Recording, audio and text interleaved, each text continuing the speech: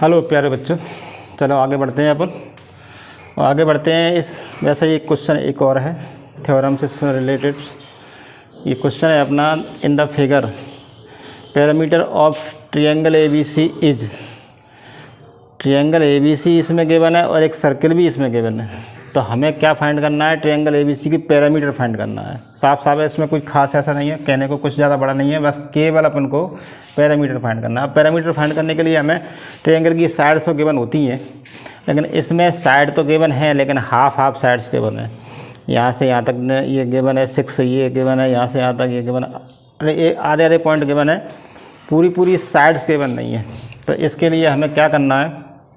जो थ्योरम्स हम पढ़ चुके हैं उन थ्योरम्स का जो यूज होता है वही एक यूज होना है इसमें। जैसे टेंजेंट्स थ्योरम थी, टेंजेंट थ्योरम क्या थी?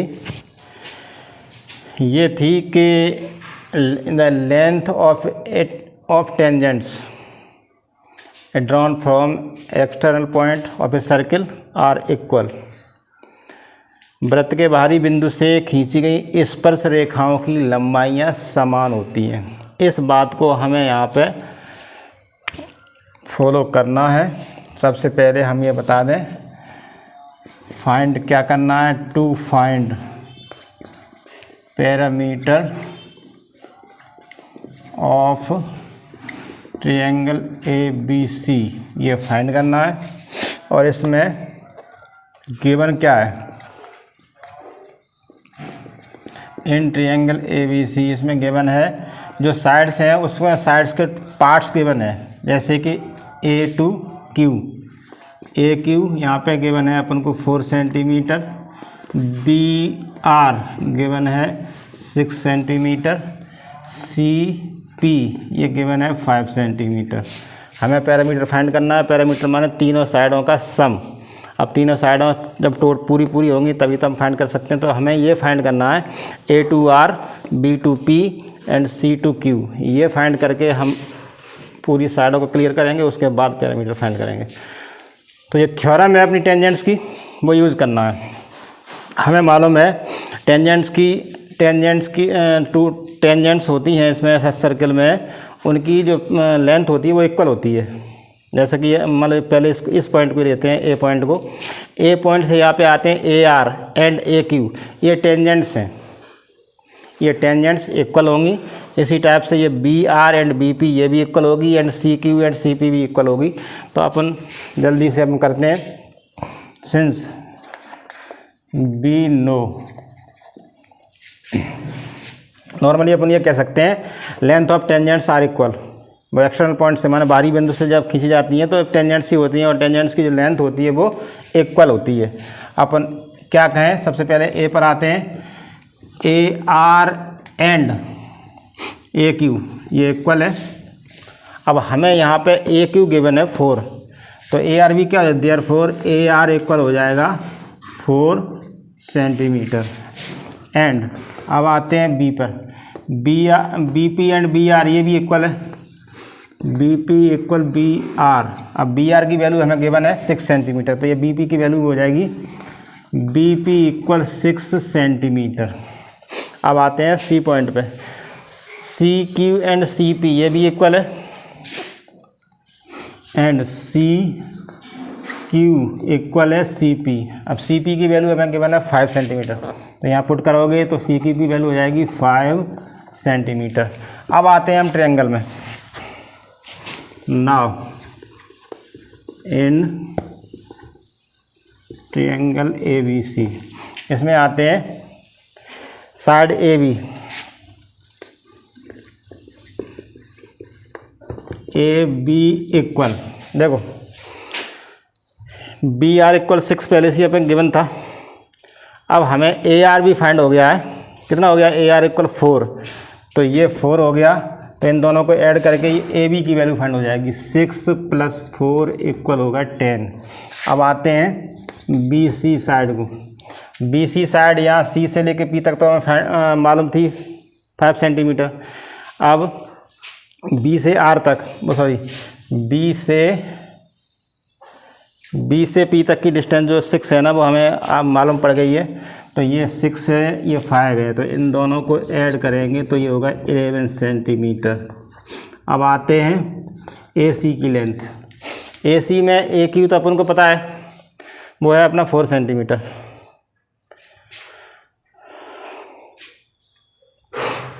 अब आते हैं अपन किस पे, CQ हमें मालूम पड़ गया है कितना, 5 सेंटीमीटर। 4 और 5 इक्वल कितना हो गया, 9 सेंटीमीटर। अब हमें ये ट्रायंगल की तीनों साइडें मालूम पड़ गई हैं, हम पैरामीटर फाइंड कर सकते हैं। Therefore parameter equal AB + BC + CA। AB की वैल्यू हमें गिवन है 10, BC की वैल्यू 11 एंड AC की 9, इक्वल होगा ये 30 सेंटीमीटर। ये अपना आंसर हो गया।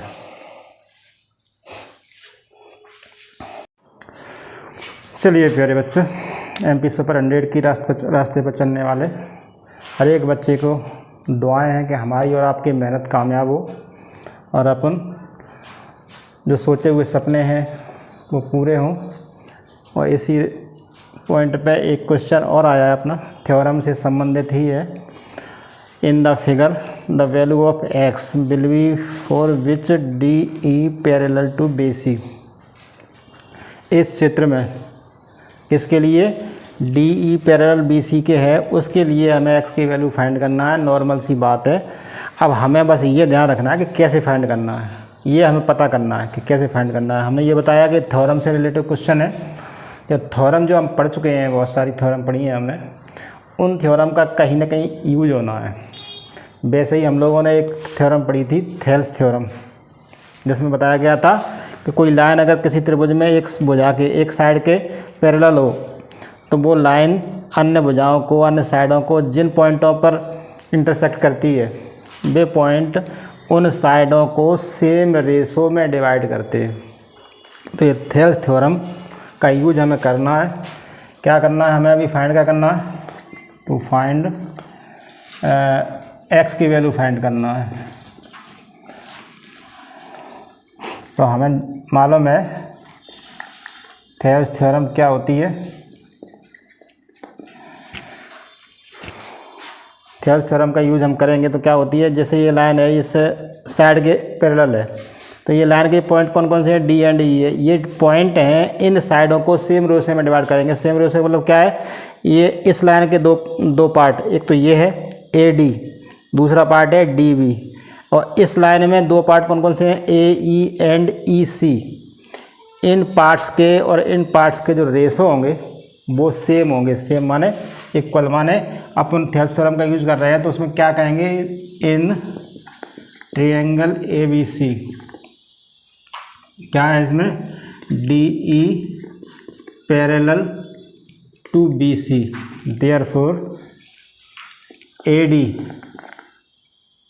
डिवाइड बाई DB इक्वल होगा AE डिवाइड बाई EC। ये थेल्स थ्योरम बोलती है। तो इसका अपन को यूज़ करके आगे बढ़ना है। अब हम अपन देखते हैं कि AD की वैल्यू रखी है x + 3, DB की वैल्यू है 3x + 19, AE की वैल्यू x है, EC की वैल्यू 3x + 4। तो यहाँ वैल्यू में पुट करो, AD की वैल्यू x + 3, DB की वैल्यू है 3x + 19 इक्वल x और अपॉन 3x + 4। अब क्रॉस मल्टीप्लिकेशन करना है, नीचे से ऊपर जाएंगे, इसका यहाँ इंटू होगा, इसका यहाँ इंटू होगा, तो x + 3 का मल्टीप्लाई हो जाएगा ऊपर जाके 3x + 4 में इक्वल x में होगा इंटू किसका, ये ऊपर जाएगी तो 3x + 19 मल्टीप्लाई करो, x का 3x में हो जाएगा 3x²। थोड़ा डायरेक्ट कर सकते हैं, x का 4 में करेंगे 4x, 3 का 3x में करेंगे 9x एंड 4x हो जाएंगे 13x, प्लस 3 का 4 में होगा तो 4 3 या 12 इक्वल 3 का x का 3x में होगा तो 3x², x का 19 में होगा तो 19x। अब हमें सेपरेट करके x को और एक्स की वैल्यू फाइंड करना है। लेकिन उससे पहले ये ध्यान रखो 3x दोनों साइडों में है 3x², तो ये साइड में क्रॉस ट्रांसफर होकर आएगा तो माइनस का हो जाएगा, कैंसिल हो जाएगा। वैसे डायरेक्ट अपन यहाँ पे भी कैंसिल कर सकते हैं। इसके बाद अब ये x की नंबर्स हैं उनको अपन एक साइड में कर लें। 13x, ये 19x इस साइड में आएगा तो 19x माइनस के होगा, ये 12 उस साइड में जाएंगे तो प्लस के होगा। ये सब्ट्रैक्ट होंगे 13x माइनस 19x माइनस के 6x इक्वल में माइनस के 12, ये डिवाइड में जाएगा तो -12 अपॉन -6, 6 2 जा 12, x की वैल्यू कितनी हो गई 2, जो कि अपना आंसर हो गया।